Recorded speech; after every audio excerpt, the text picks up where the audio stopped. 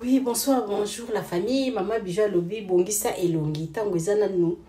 Et bébité, bongisa elongi na yo noki koko ma trop tard. Ba masque oyo ya ba certes, tozala ngona boutique na biso na matongi na Irebu A37. Maman Bijou Lobi zaka na on a 2.5 aux 8 masques na yo. Zana $5 aux 8 2. Ngana salela ngata 2 par, na salela ngata 2 fois par mois.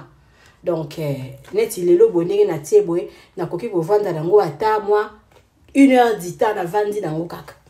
Maman Bijou Lobi, tozana oyo nga na saleli aloe vera yango oyo. Na saleli oyo tozape na modèle oyo do en tout cas tozana ngo ebele na 2.5 aujourd'hui masque na yo po ezala bandeko mususu bazala komona poche na misu awa ekwei. Et quoi donc si ça a déjà beauté pour na kolongwa et comme opération bimisa ba mbongo ebele oza la penango mais sikoyo soki osombika à moi masque na yo oyo 2 par mois oza déjà bien oza déjà dans le bon. Maman Bijou Lobi kobuka na te eza na matonge na Irebu A37 kende luka masque oyo tozana ngo okozala jamais d'ici ba mafuta oyo nyoso tout tozana ngo. Maman Bijou Lobi kende découvrir boutique na biso eza na matonge na Irebu A37 kande na lobi siko tozana boutique moko ya mukie na rez de chaussée to bimsa biloko libanda kala mingi te ezokoma ya munene na 3e niveau même adresse. Merci.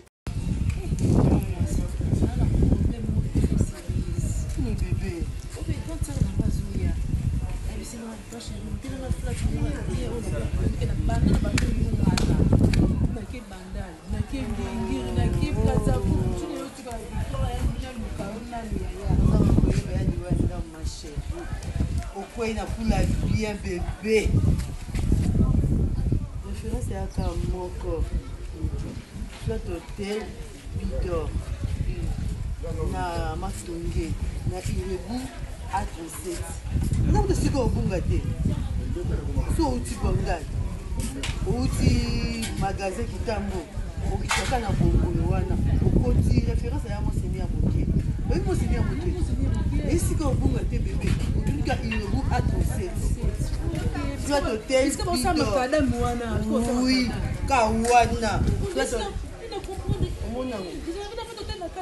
Propre au CP là. Pourra 24 heures sur 24 heures. Maille permanent. Mamie, on faisait à l'aise carré. Sauf pour que tu aies maman dans le groupe au CP là. Donc, la que la qualité c'est Bidor. Propre c'est Bidor. Donc, à l'aise. Chez la patronne à Bidor. Au CP là, bébé.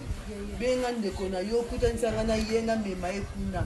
Alors, ça allait dire mon temps, c'est fait. Je ne sais pas si vous avez na tali ba boutique mo za ki wana na sepeli mo ka polo na lati na somba ngo wana oui tu appelles la boutique tu appelles la boutique na biso place wana oui boutique ezana to teka bilamba bien ba parfum bon na lati po place wana na somba ke ngo wana botika mo na ki mo ni pano ni to tsa pano munene wana te na to kate ya na mo ni ka ilamba na libana na sepeli.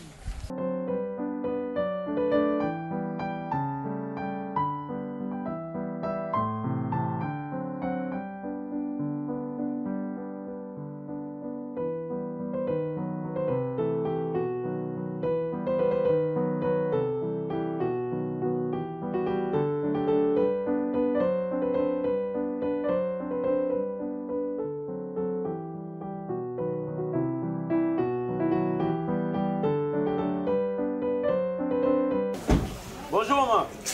Vous avez Bidor Kito quoi? Bidor Kito quoi?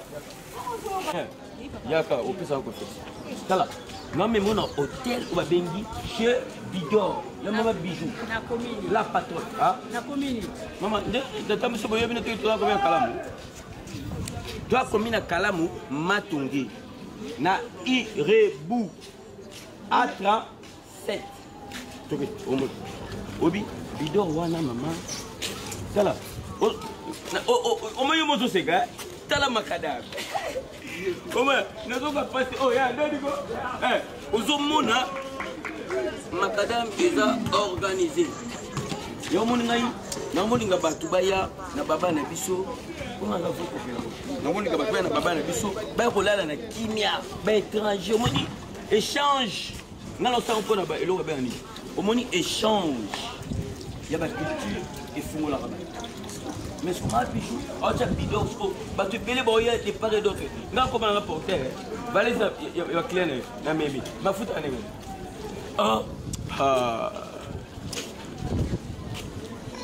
maman, so continue à faire dans le mais c'est moins cher. Oh, parce que dans la déception, ma casse dans la place d'Aouti. Mais elle moins cher. Bon service. Trop parler.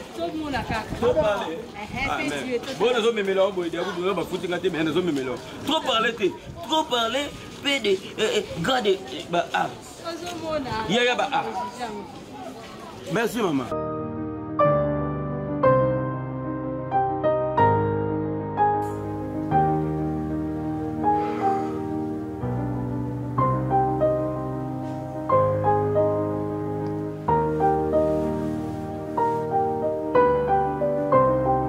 Bidor te